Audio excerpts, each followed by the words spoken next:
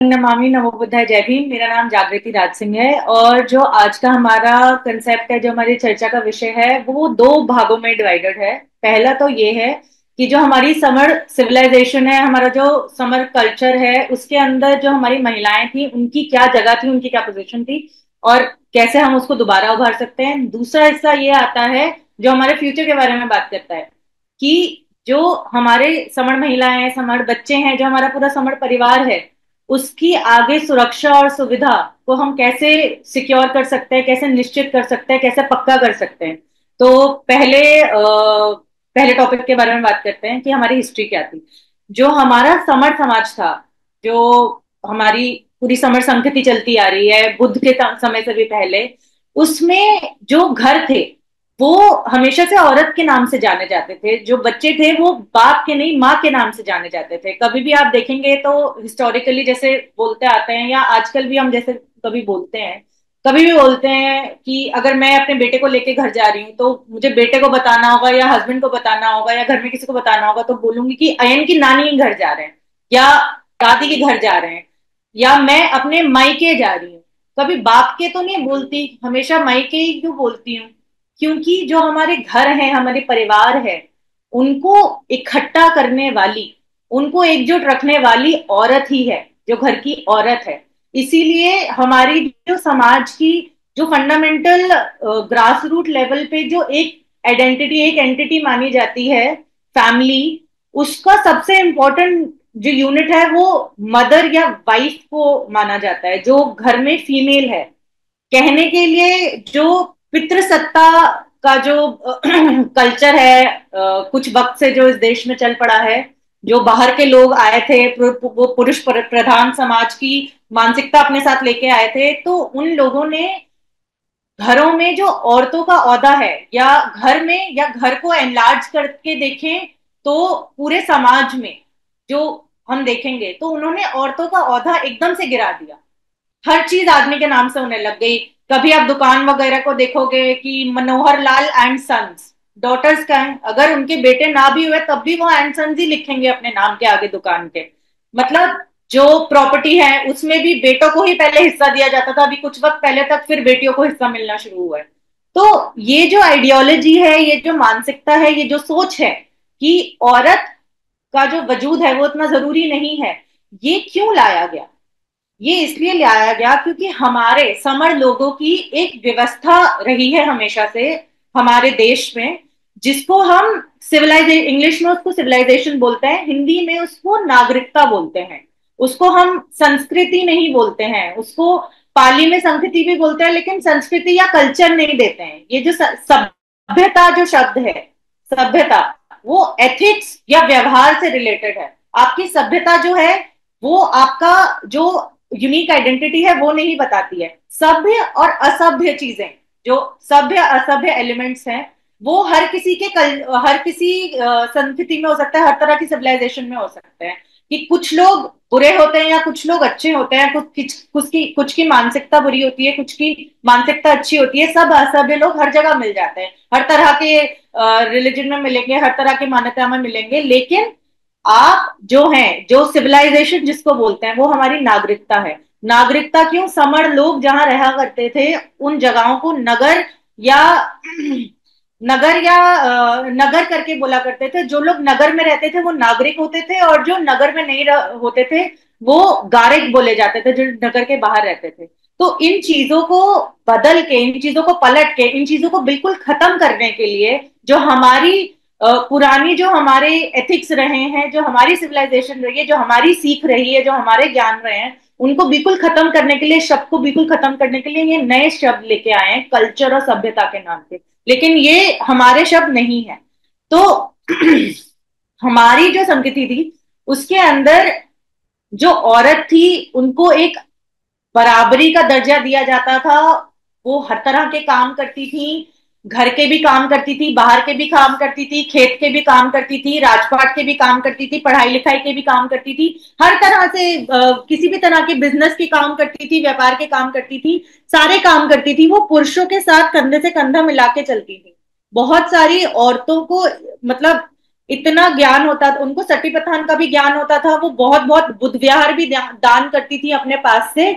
और यही चीज जो बाहर के लोग आए, जो वमड़ लोग आए, उन्होंने देखा, उनको ये लगा कि अगर हम इन लोगों की 50% जो पॉपुलेशन है, जो 50% ताकत है इन लोगों की, जिसने इनको इतना मजबूत कर रखा है, अगर हम उसी को नष्ट कर देंगे, उसी को खत्म कर देंगे, उसी को गायब कर देंगे, तो ये तो अपने आप ही ध्वस्त हो जाएंगे। तो वहां के लोग ऐसी सोच, ऐसी मानसिकता अपने साथ लेके आए। यहाँ के हमारे समर भाइयों को, समड़ों को बहकाया उन्होंने, उनको बहलाया फुसलाया, उनके दिमाग में ये डाला कि नहीं, तुम औरतों को साथ लेके कहाँ चल रहे हो, तुम्हारा जो दर्जा है वो उनसे ऊपर है। तो जो हमारी पॉपुलेशन की जो आधी पावर थी, जो आधी स्ट्रेंथ थी, जो हमारी आधी ताकत थी, उन्होंने वो वहीं ध्वस्त कर दी। इसीलिए कभी भी देखेंगे तो जो पेट्रियार्कल सोसाइटी होती है, जो पितृसत्ता वाली सोसाइटी होती है, पुरुष प्रधान समाज जिसको कहा जाता है, उसके अंदर औरत को बिल्कुल दबा के रखा जाता है। उनको किसी भी तरह के लीडरशिप पोजीशन में नहीं रखा जाता, उन्हें किसी भी तरह के डिसीजन मेकिंग एवेन्यू में नहीं रखा जाता है। उनको हमेशा इन सब चीजों से दूर रखा जाता है कि वो मैनेजर नहीं हो सकती, एडमिनिस्ट्रेटर नहीं हो सकती, वो किसी भी पावर पोजीशन में नहीं आ सकती। इससे क्या हुआ है कि इतने वक्त से ये सदियों से हमारी जनरेशन दर जनरेशन एक के बाद एक पीढ़ी को यही सिखाते रहे हैं। तो जो औरतों की मानसिकता है वो भी इसी के हिसाब से ढल चुकी है।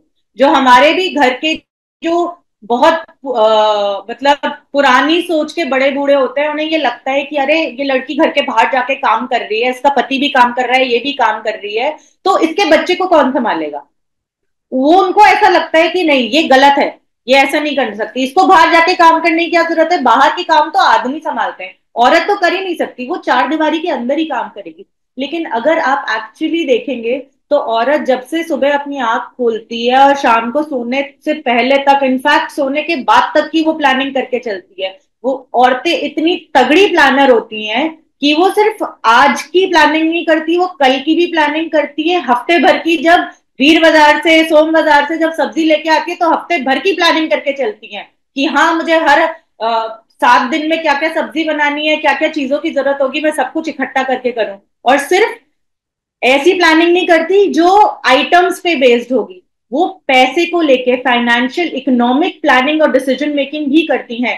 पैसे को कैसे संभालना है, घर में जितना पैसा आ रहा है उसको किस तरह से किन किन हिस्सों में बांटना है, ये भी औरत ही करती है। अब ये सारे फैक्टर्स को इंपॉर्टेंट नहीं माना जाता। जो कहा जाता है कि औरतें फिजिकली आदमियों से कम है, लेकिन जो औरतें दिन भर गांव में जाके पहले तो चल के जाती है 5-5 मील तक, उसके बाद फिर वहां कुएं से खींच खींच के मटके भरती हैं, 3-3 मटके चल के वापस लेके आती हैं 5-5 किलोमीटर अपने घर तक। वहां फिजिकल स्ट्रेंथ नहीं देखी जाती। लेकिन जब किसी औरत को मारने की बारी आती है, किसी को फिजिकली अब्यूज करने की बारी आती है, तो वहां वहां औरत फिजिकली कमजोर हो जाती है, या किसी गेम में या कंपटीशन में, या औरत फिजिकली तब भी कमजोर पड़ जाती है जब गांव के बाहर जो इंटर कॉलेज बना होता है वहां सिर्फ लड़के पढ़ने जा सकते हैं, लड़की नहीं जा सकती, क्योंकि वो फिजिकली इनकम्पैटिबल है, फिजिकली वीक है। लेकिन वही लड़की जब 5 मटके सर पे उठा के 5 किलोमीटर ही चल के आ रही है घर डेली, तब वो फिजिकली वीक नहीं है, लेकिन पढ़ाई में वो वीक है।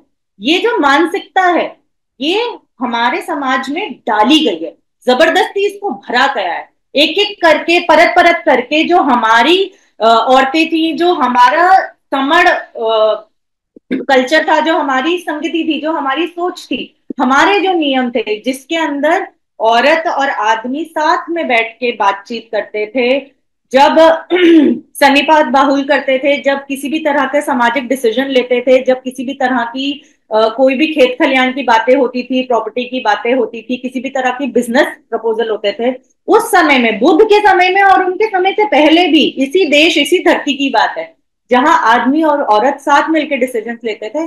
हर वो अपॉर्चुनिटी जो एक आदमी या एक लड़के बच्चे को दी जाती थी, वही एक छोटी बच्ची और एक औरत को भी दी जाती थी। चाहे उसमें ये डिस्क्रिमिनेशन, ये भेदभाव नहीं रखा जाता था कि वो शादीशुदा है या नहीं है शादीशुदा, या वो 2 बच्चों की माँ है, या वो अभी कॉलेज में पढ़ने वाली लड़की ही है। इन सब चीजों में कोई फर्क नहीं पड़ता था। उनमें बस ये होता था कि हाँ, जो चीज एक हिस्से को मिल रही है समाज के, वो दूसरे हिस्से को भी मिलेगी। क्योंकि समर जो कल्चर है, जो समर, जो सिविलाइजेशन है, वो अपने आप में यही है। मूलभूत रूप से जो समर सिविलाइजेशन है उसका मतलब इक्वालिटी ही है। इसीलिए आज भी अगर आप देखेंगे, जिस चीज को हम वापस दोहराना चाह रहे हैं, जिस चीज को हम खींच खींच के वापस लाना चाह रहे हैं, वो एक्चुअली यही है कि हमारी जो बहनें हैं, हमारी जो समड़ियां हैं, वो बाहर उठ के क्यों नहीं आ रही हैं। हमारे इतने सारे जो समर पुरुष हैं वो तो आ रहे हैं, लेकिन जो हमारी बहनें हैं उनको इतनी शर्म क्यों आ रही है, उनको इतनी हिचकिचाहट क्यों आ रही है।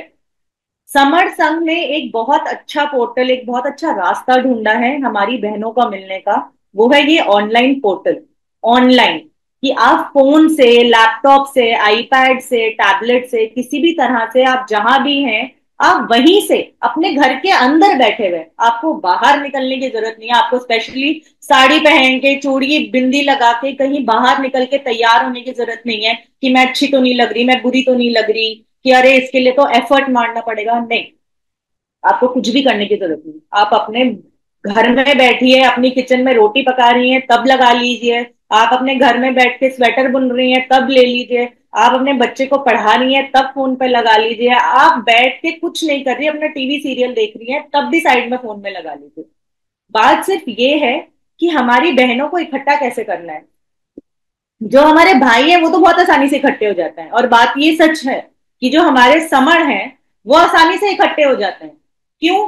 क्योंकि आदमियों को तो हमेशा से बताया है ना घर के बाहर निकलना। आदमियों को हमेशा से ये उन्होंने हमेशा से देखा भी है और उन्हें हमेशा से बताया भी गया है कि जो घर के बाहर की रिस्पॉन्सिबिलिटी है, जो सामाजिक जिम्मेदारियां हैं, वो आपकी हैं।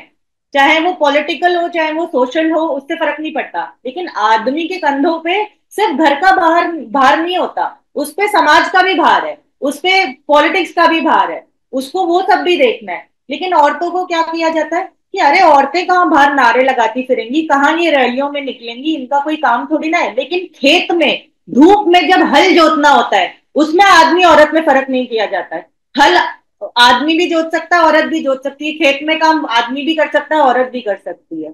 इस चीज को कहते हैं दोगलापन। और ये लेके आती है पुरुष प्रधान समाज की जो मानसिकता है। जब जब काम है जो बिल्कुल ही होने हैं, जो लाइफ स्किल्स पे बेस्ड हैं, उसमें आदमी और औरत का कोई फर्क नहीं है। वहां पे औरत को भी उतना ही मेहनत करनी पड़ेगी जितना आदमी को करनी पड़ रही है। लेकिन जहां पे जो समाज की बात आ जाती है, जहां पे पॉलिटिक्स की, राजनीति की बात आ जाती है, जहां पे डिसीजन लेने की बात आ जाती है, जहां पे कुछ लीडरशिप क्वालिटी दिखाने की बात आ जाती है, मैनेजेरियल रिस्पॉन्सिबिलिटी, एडमिनिस्ट्रेटरशिप दिखानी है, वहां औरत के पास उतना दिमाग नहीं है। तो सबसे पहले तो ये जो मानसिकता है, ये हिस्टोरिकली धीरे धीरे धीरे धीरे करके, कुछ कुछ हिस्से करके हमारे लोगों में डाली गई है। और औरतों पे सिर्फ ये प्रेशर नहीं है कि आदमी ही प्रेशर लगा रहे हैं कि तुम्हें दबा देंगे या तुम हमसे नीची हो। जो औरत है वो भी औरत को ही दबाती है। जो बूढ़ी औरत पुरानी जनरेशन की है वो नई औरत को दबाएगी, जवान औरत को, कि नहीं नहीं तू ये मत कर, तेरी सोच नहीं है, ठीक है लेकिन ये गलत है, ये सही नहीं है। हमारे तो ऐसे होता है। तो जो हमारी बहनें हैं, हमारी समड़ियां हैं, उन्हें ये समझने की जरूरत है कि ऐसे नहीं होता आया है। हमारे जो संघ है, हमारी जो संघ की सोच है, हमारी जो बुद्ध का ज्ञान दिया गया है, जो बुद्ध से पहले संघ का ज्ञान दिया गया है, उस सब में जो हमारी औरतें थी, जो हमारे जो समड़ औरत थी और समड़ आदमी थे, वो सब बराबरी से काम करते थे। कोई भी आगे या पीछे करके नहीं चलता था।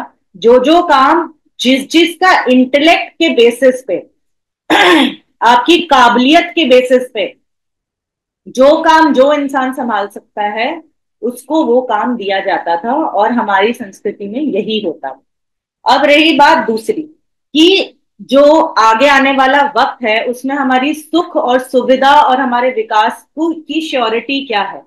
तो हमारी जो सुख, विकास, सुविधा और सुरक्षा, ये जो चार चीजें हैं, सबसे जरूरी मानी जाती है एक इंसान का अच्छा जीवन बिताने के लिए। सुख, सुविधा, विकास और सुरक्षा, ये चारों ही चीजें हमारी पहचान तय करती है।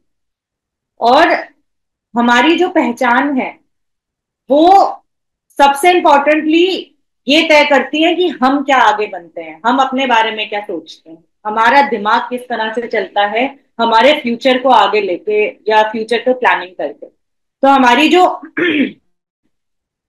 पहचान है वो पांच छह तरह की हो सकती है। एक जो पहचान है जिसको समर्थन बिल्कुल ही खारिज करने की पूरी जड़ से कोशिश कर रहा है, लेकिन जो मनुस्मृति और वमन सभ्यता जो है उन्होंने जबरदस्ती कूट कूट के भरा हुआ है, जात या जाति की पहचान। तो ये तो ऐसी पहचान है कि आप जितना मतलब जितना भी आप सोचें कि हम इस जात के हैं, आप कभी कोई आपसे पूछे कि आप किस जात के हैं, आप अपनी जाति बताएंगे, उसके बाद आप ये सोचें कि आप अपनी जाति बता के इतनी जातियां हैं, इतने टुकड़ों में हमें तोड़ा हुआ है, जाति के नीचे फिर उप जाति है, उसके नीचे भी कुछ होगा पता नहीं, वो इतना ज्यादा हमें बिखेर के रखा हुआ है उस चीज में। तो अगर आप जाति से सुरक्षा लेना चाहेंगे या किसी तरह की सुविधा लेना चाहेंगे, तो कितने हद तक आप ला पाएंगे, कितने लोगों को जोड़ेंगे? 2 लाख, 5 लाख, 10 लाख लोगों को भी नहीं जोड़ पाएंगे आप एक साथ इकट्ठा अपने जीवन में अगर काम करते रहेंगे तो, जाति के बेसिस पे नहीं जोड़ पाएंगे। हर इंसान विलिंगली हेल्प नहीं करेगा, लोग पीछे हटेंगे। दूसरी आपकी अगर पहचान देखी जाए तो वो धार्मिक पहचान हो सकती है। आपका मजहब क्या है, आपका मत क्या है, आपकी मान्यता क्या है। तो ये जो धार्मिक पहचान है, ये एक ऐसी पहचान है कि आपने बहुत ज्यादा कुछ नहीं तो ठीक है, आप सिख हो गए, जैन हो गए, ईसाई हो गए, जो भी आपको, मुसलमान हो गए, जो भी आपको अपनी पहचान रखनी है वो हो गए, लेकिन क्या आपको इस चीज से जो बाकी लोग हैं, बाकी मान्यता के या बाकी मत के लोग हैं, क्या उनसे सुविधा मिलेगी? अगर आपके रास्ते में वो आ गए और आपको जरूरत पड़ी कि हमें उन लोगों से सुविधा मिले, तो क्या आपको उनसे सुविधा मिलेगी? नहीं। आप अपनी पहचान अपने रिलीजन पे या धार्मिक पहचान बताएंगे, मजहबी पहचान बताएंगे, वो पीछे हट जाएंगे, नहीं करेंगे आपकी मन से हेल्प।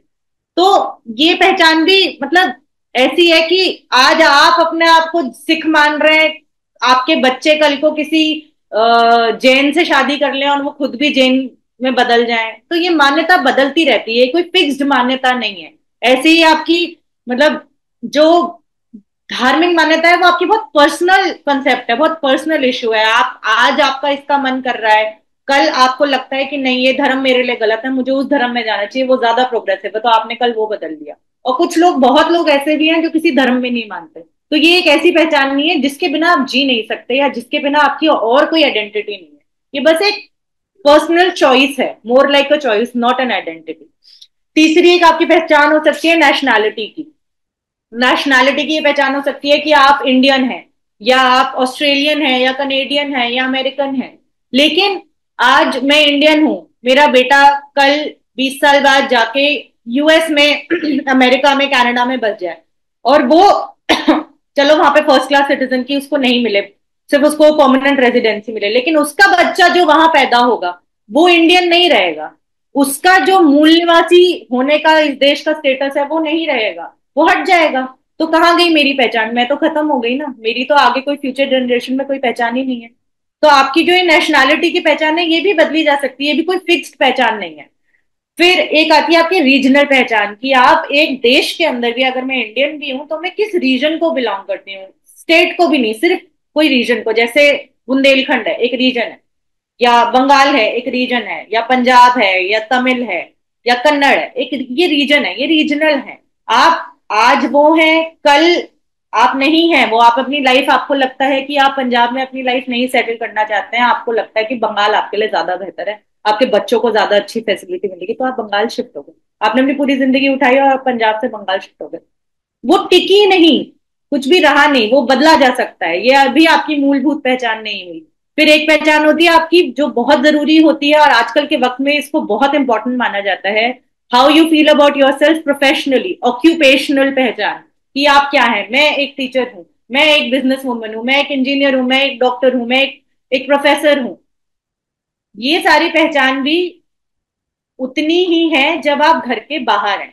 क्या घर के अंदर भी आप टीचर हैं? नहीं, घर के अंदर मैं एक माँ हूँ, एक वाइफ हूँ, एक बहू हूँ, एक बेटी हूँ, एक बहन हूँ। नहीं, ये पहचान भी स्टेबल नहीं है या ऐसी नहीं है कि सिर्फ आप इससे जाने जाएंगे, मूलभूत प्रिंसिपल आइडेंटिटी नहीं है। एक पहचान और हो सकती है आपकी लैंग्वेज के बेसिस पे, लेकिन ये तो बहुत ही ज्यादा वेग है, बहुत ही नाइव है कि आप कौन सी भाषा बोलते हैं। मैं अभी इस वक्त दो भाषाओं में बात कर रही हूँ, हिंदी और इंग्लिश। मेरी क्या पहचान हुई लैंग्वेज के बेसिस पे? तो ये सारी जितनी भी आइडेंटिटी है, अगर आप देखेंगे, एक बहुत इंपॉर्टेंट छोटा सा पॉइंट है कि ये आइडेंटिटीज लोगों को डिवाइड करने में हेल्प कर रही है। सारी आइडेंटिटीज लोगों को डिवाइड कर रही है।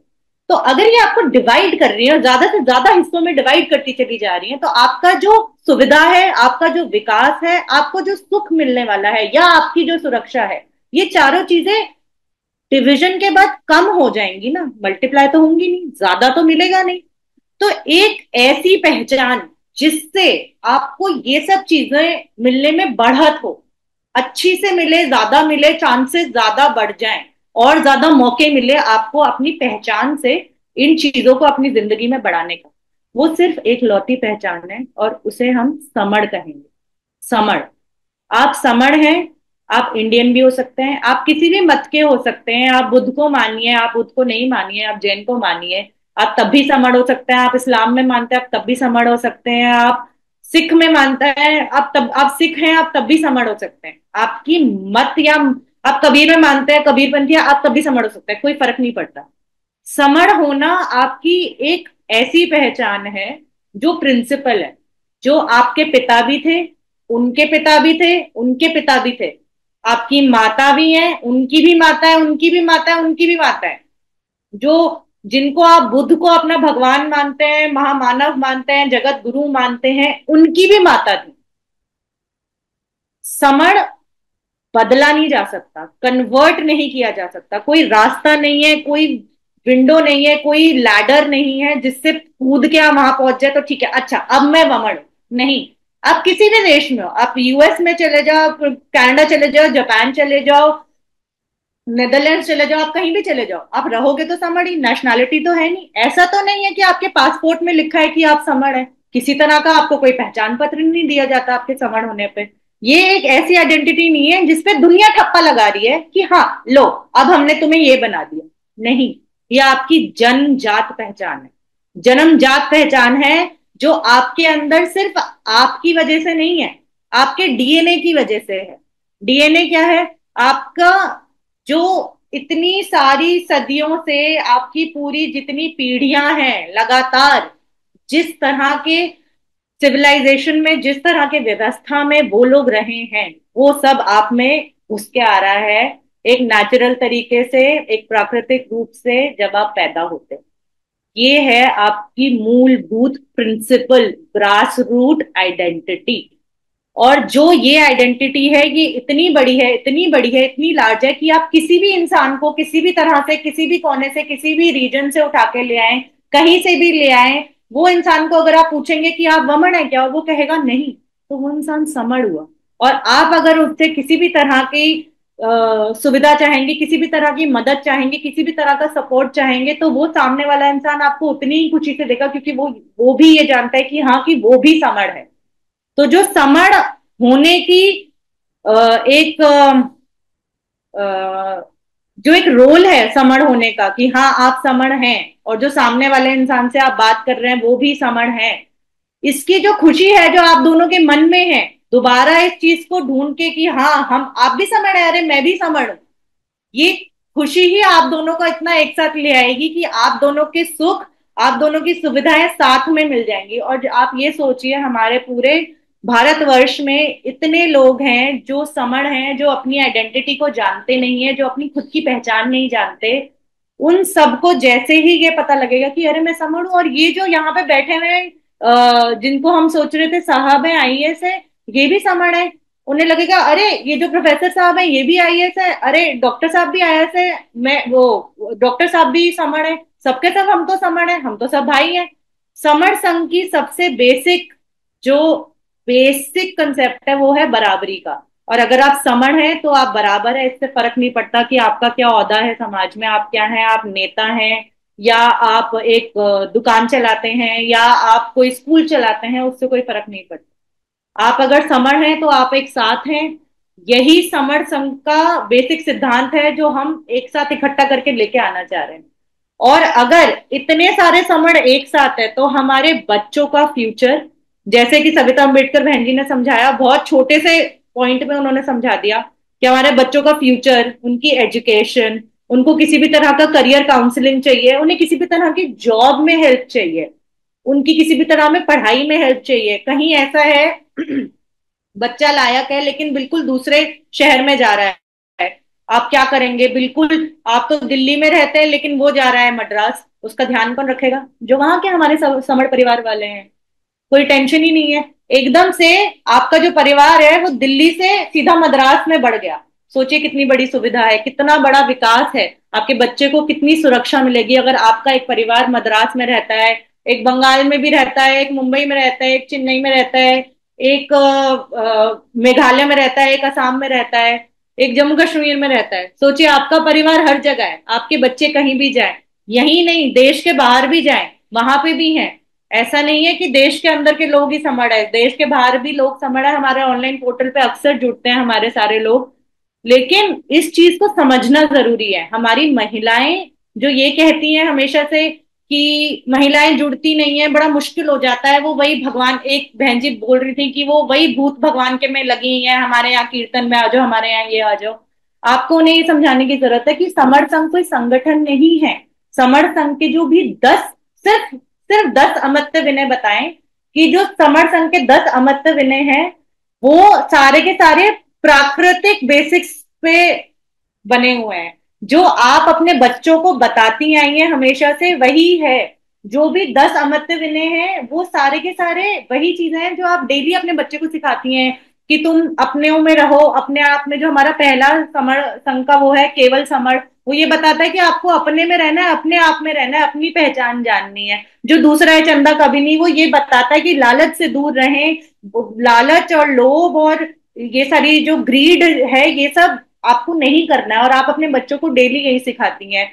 तीसरा है जाति अभ्यास, कहीं भी नहीं, भेदभाव खत्म करना सिखाता है ये रूल, भेदभाव खत्म करना। और यही आप चाहती है अपने बच्चों की जिंदगी में, किसी भी तरह का भेदभाव ना झेलना पड़े उन्हें। जो चौथा है केवल संवाद, आप हमेशा ये सिखाती हैं अपने बच्चों को कि बेटा परिवार में इकट्ठे होके रहो, एक साथ रहो, अलग अलग मत हो। भाई बहन लड़ रहे हैं, भाई भाई लड़ रहे हैं, बहन बहन लड़ रहे हैं, उनको आप यही बोलते हो कि अरे लड़ो मत, शेयरिंग करो, शेयरिंग इज केयरिंग, यही बताते हैं हम अपने बच्चों को। तो चौथा मतलब इन्हें केवल संवाद मतलब सब साथ साथ रहो, संग संग रहो। पांचवा है पद प्रतिष्ठा, मंचमाला कभी नहीं। ये हमारे अंदर के अहंकार को, हमारी जो मैं है उसको खत्म करना सिखाता है। सब प्राकृतिक रूल्स, सब नेचुरल प्रिंसिपल्स हैं, उन पे बेस्ड हैं, जो आप अपने बच्चों को डेली सिखाते हैं अलग अलग रूप से। छठा है पंजीकरण कभी नहीं। इसका मतलब ये है सच बताना, जो फैक्ट है वो फैक्ट है।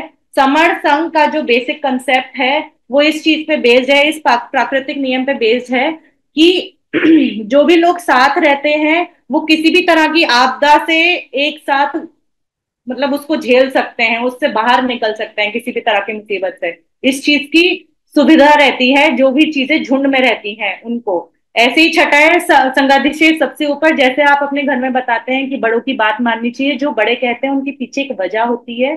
अगर सवाल है तो वो आप सवाल कर सकते हो, उसमें कोई गलती नहीं है, लेकिन बड़ों की बात नहीं टालनी चाहिए, उनको समझ के, उनकी बातों को समझ के उनको अपनाना चाहिए, हमेशा मानना चाहिए। आठवां है संघ राजनीति में कभी नहीं जाएगा, क्योंकि पावर करप्ट ऑल। इसलिए हम जो पैसा और पॉलिटिक्स और पावर होती है वो लोगों में बहुत ज्यादा भेदभाव लेके आती है। जिसके पास कुर्सी होती है उसको उसका बहुत ही ज्यादा अहंकार हो जाता है, और जिसके पास नहीं होती उसके मन में उस कुर्सी, उस पद, उस ओहदे के लिए बहुत ही ज्यादा ईर्ष्या पैदा हो जाती है। तो जो संघ है उसका मतलब है सबके साथ बराबरी से रहना, सबके साथ एक साथ रहना। यही चीज आप अपने बच्चों को डेली सिखाती हैं, कुछ भी अलग नहीं बोल रही हूँ मैं। नौवा है संघ घातक की वापसी कभी भी नहीं होगी। आप हमेशा अपने बच्चों को धोखाधड़ी से बचना सिखाती हैं, किसी भी तरह के, मतलब कोई भी बोलती हैं कि कोई अंकल टॉफी दे या कुछ भी दे तो उनके साथ चले नहीं जाना, कहीं ऐसे किसी के बहकावे में नहीं आ जाना, गलत बात में नहीं पड़ जाना, सिगरेट शराब किसी भी तरह के लोभ में नहीं पड़ जाना, हमेशा बच के रहना। यही चीजें हैं। 10वां जो है ऊपर से 1 से लेकर 9 तक कभी नहीं बदले जाएंगे, ये है। और 10वां नियम हमारे लिए भी नेचुरल है, क्योंकि ये सारे नियम हमारी कितनी सदियां, कितनी पीढ़ियां एक दूसरे को सिखाती चली आ रही है, और एक एक करके हम भी आज भी अपने बच्चों को वही सिखा रहे हैं। तो बेसिकली समर संघ आपको जो भी सिखा रहा है, जो भी बता रहा है, वो बिल्कुल नेचुरल है, बिल्कुल प्राकृतिक है, कुछ भी उसमें कहीं से भी फैब्रिकेटेड सिंथेटिक नहीं है, कहीं से भी खींच के लाया नहीं गया है, किसी भी चीज को पलटा नहीं गया है। इनफैक्ट जो चीजें पलटी गई है वो बाहर की उसकी है, संस्कृति की है, वमन संस्कृति की है। हमारी संस्कृति को मिटाया गया है, हमें उसे खींच के वापस लेके आना है, हमें उसे ढूंढ के वापस लेके आना है और अपने लोगों को इकट्ठा करना है। और लोगों में समण और समणियां बराबर हैं, हम समण हैं। इसी चीज को हमें आगे बढ़ाना है, सिर्फ प्रचार और प्रसार से बढ़ेगा। और ज्यादा से ज्यादा हमारी महिलाएं जब तक इसमें नहीं जुड़ेंगी तब तक हमारा समाज अपनी आधी कैपेसिटी पे काम कर रहा होगा, अपनी 50% कैपेसिटी पे काम कर रहा होगा। बस इसी चीज को बदलना रह गया है। सभी को समय नमन।